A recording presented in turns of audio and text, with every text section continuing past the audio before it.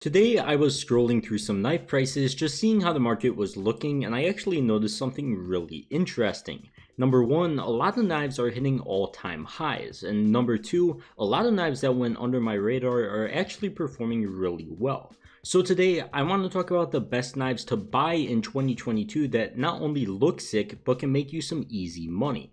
So as always, if you enjoy, don't forget to leave a like and subscribe to the channel if you're new, and check out my sponsor, Free Cash.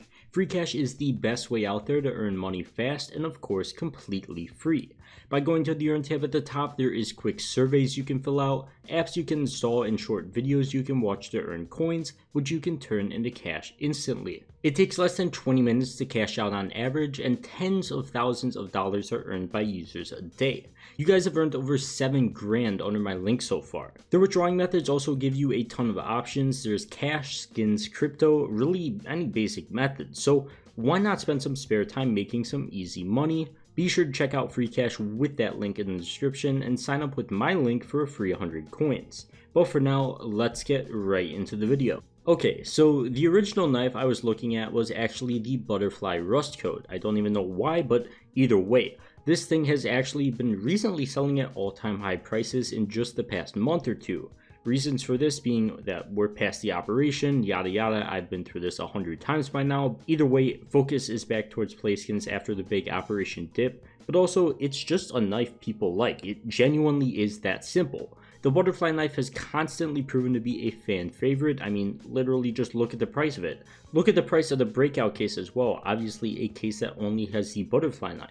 Whether you think the butterfly knife is the best knife in the game or the karambit's better, whatever, it doesn't matter. People really like this thing, to put it simply.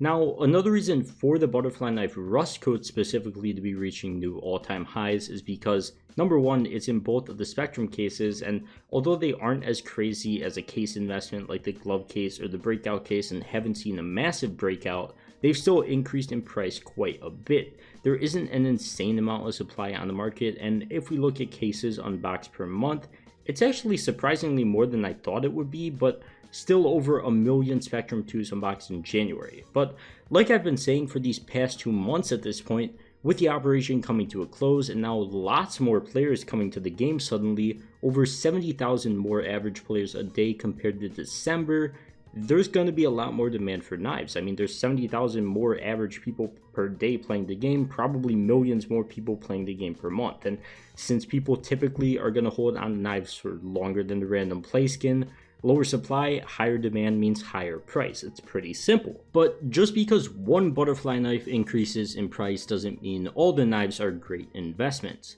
Like I said, lower supply and higher demand means price is going to increase as well. So if we look at a random knife, and I do mean a random knife, like the Bowie knife Tiger Tooth, throughout its existence, we can sure see that it's had a spike in the past 2 months, but overall, that looks a hell of a lot different than the butterfly rust coat. Same goes with every other knife in the case that isn't a butterfly knife, and I'm serious, you can go check the trends. All of them look a lot more similar to the Bowie knife Tiger Tooth than they do the butterfly, and I mean a lot more because they aren't seeing this constant just trend upwards. It's kind of just flat, it's up and down, like there's spikes here and there, but overall, it's just not really a long-term increase that's substantial and not really something you want to be buying with the outcome of, hey, I'm probably going to make money holding onto this thing, because it's kind of a gamble.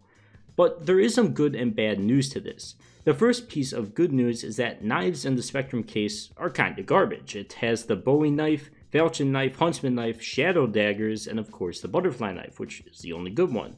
So the butterfly knife is the only real quote-unquote fan favorite knife, as I like to call it, out of what I would consider the fan favorites. M9 bayonet, butterfly, karambit bayonet, just to name sort of what I think are the top solid choices for investment's sake. There's obviously more that look good, but these are the best I would consider for investments.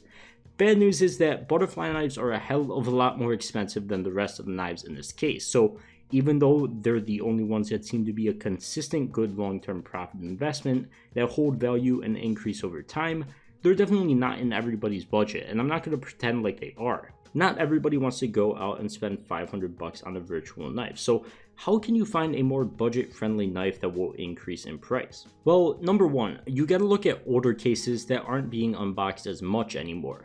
Not anything new like the broken fang case, riptide case, even something like a shattered web case. I don't know why I'm only naming operation cases, but you get the point. Cases that are still being unboxed in millions per month and have knives that were just added to the game usually are not good investments, just as a rule of thumb. There is some cases that vary, there is some knives that vary, but that's just a good rule of thumb to start from. If we do go back to something like one of the 3 chroma cases added to the game many years ago, haven't been drops in game for many years, and have a ton of older knives that people like, there's plenty of options that seem to be good investments. Even something that isn't a butterfly knife or a karambit, just something random like a Damascus steel bayonet.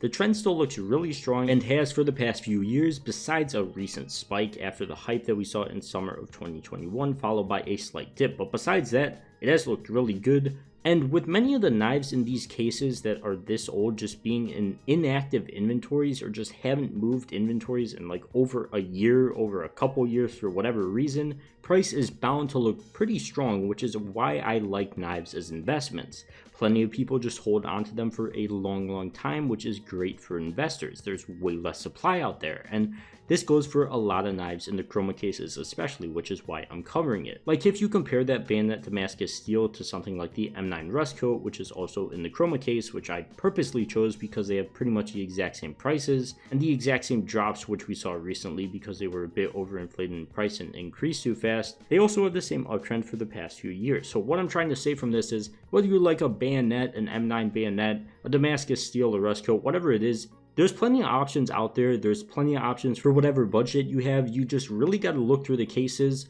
Once again, as a rule of thumb, I would just look through the older ones. Definitely look at the Steam market price of the actual knife that you want to be looking at, how good it's looked, if it looks something more like the butterfly rust coat that we just talked about, or something like the Bowie tiger tooth. Because if it looks something like the Bowie tiger tooth, you probably can't expect it to do that well if it's in an older case, because people really don't want the thing. But the good news is, there is plenty of cases that are going to get you some really good results. And the other good news is, a lot of the time, the better looking knives are going to have better results when it comes to investing because more people want them. So it's kind of a win-win. If you want to get a nice knife, you could probably make some money off it as well. But either way, once again, there's plenty of cases out there that will get you some good results. And make it so next time you want to buy a knife, or possibly even a play skin from some of these older cases, that you don't have to worry at all, because you could either sell it for a profit or not too much of a loss depending on how long you want to wait before selling it.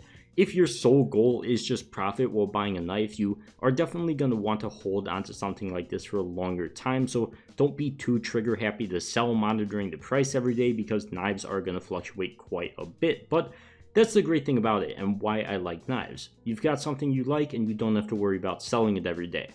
But overall, I think that is going to wrap it up for this video. So as always, if you did enjoy, don't forget to leave a like and subscribe to the channel if you're new. And for now, I'll see you guys in the next one. Peace.